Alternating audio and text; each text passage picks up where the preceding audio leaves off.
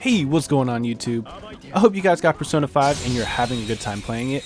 If you haven't, then I'm sorry, you're missing out on a great game.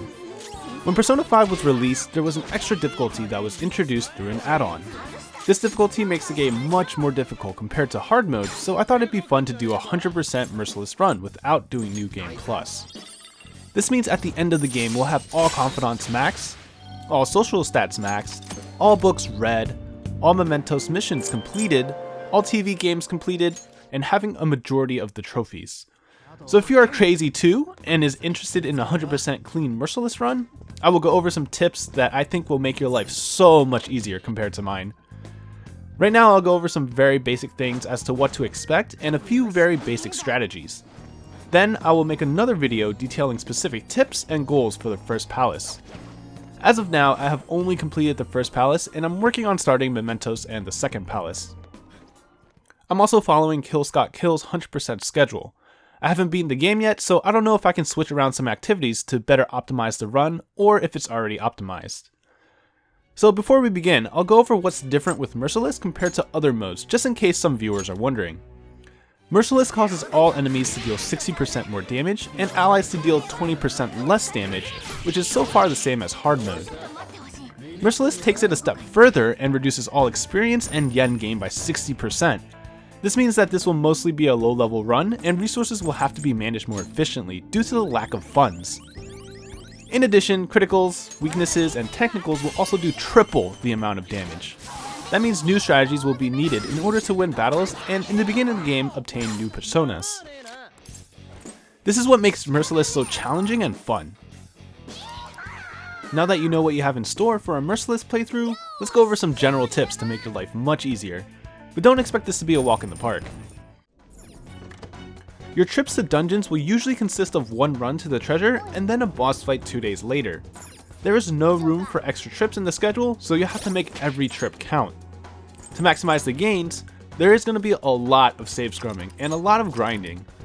Saving and reloading is also how you get enemies to reappear in the same area, in addition to starting over, within reason, if a battle doesn't go your way. There are two main resources that determine how long you can stay in a dungeon, and that's your SP and your bullet count. Once that runs out, you won't be able to effectively farm, since at that point you can only depend on criticals to knock down. Also be aware that having reduced damage on top of enemies having 60% more damage means you have to ambush enemies and win the fight in one turn about 90% of the time. Your health will be the margin of error you're allowed to have. So as I stated before, you only have limited runs, so you want to maximize your gains from each battle and reducing the damage received and resources used. Money is going to be very important due to all the activities you're going to be doing. In order to gain money on Merciless, you'll have to negotiate with shadows and tell them you want money. The yen gained from negotiation is random, ranging from about 150 yen to a little less than 1000 yen. I find that jack-o'-lanterns give me the most money and incubus gives me the least money, but this could be purely luck. Shadows you negotiate with will give you experience, but not any items or money. Money and items gained from the negotiation is not counted on the victory stats. The other shadows that are left will run away and give you nothing. So in order to maximize the gains from battle, you'll want to kill the two weakest enemies you can and then knock down the last one for a hold-up. Of course, turn order is the main determinant for if things will go that smoothly. If you knock down the shadow that you want to negotiate with and have remaining shadows standing, the last standing shadow must be knocked down even if that attack results in a kill. Otherwise a holdup will not occur. So make sure you plan for that accordingly. The last tip is to download all other free DLCs. If you have Merciless downloaded, then you should have the other two add-ons downloaded as well. One of the DLCs is a healing item set, which contains a recover all SP item called Soma. On April 18th, you're free to go shopping so you can get supplies to make your run more manageable. You can sell Soma for 50,000 yen to Iwai at Untouchable, which is a better use of the item. This will allow you to buy his strongest weapons and armor. I skipped the guns because they didn't offer more bullets. They do offer more accuracy, so you can buy them if you want. Accessories are also optional. You don't have to buy any accessories, but I bought 2 health accessories for Ryuji and the main character, and 2 SP items for Anne and Morgana. You'll find a strength plus 2 accessory and a health accessory when exploring the castle, so those can be good substitutes if you want to save up. You'll also want to buy about 5 Take Medic All from Tay. This will heal 50 health to all party members and replace media since you won't be high enough level to learn it. Another optional buy is Revivadrin, but you will find revival beads at the castle and your party members shouldn't be dying during boss fights anyway.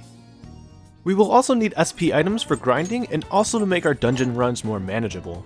There are 2 vending machines you can buy SP drinks from, which restock every Monday. You can buy 4 SP drinks for 100 yen each at the vending machine outside the bathhouse in Yogen Jaya, and 2 SP drinks at the vending machine in the school courtyard for 300 yen each. These drinks only recover 5 SP, but they will be very useful during extended dungeon runs. That is basically what to expect from a Merciless playthrough, as well as a few tips sprinkled in there.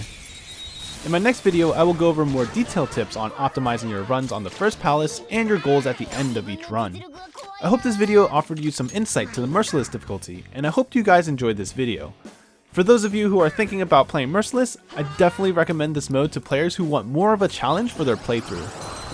Thank you guys for watching and stay tuned for the next tip video coming soon.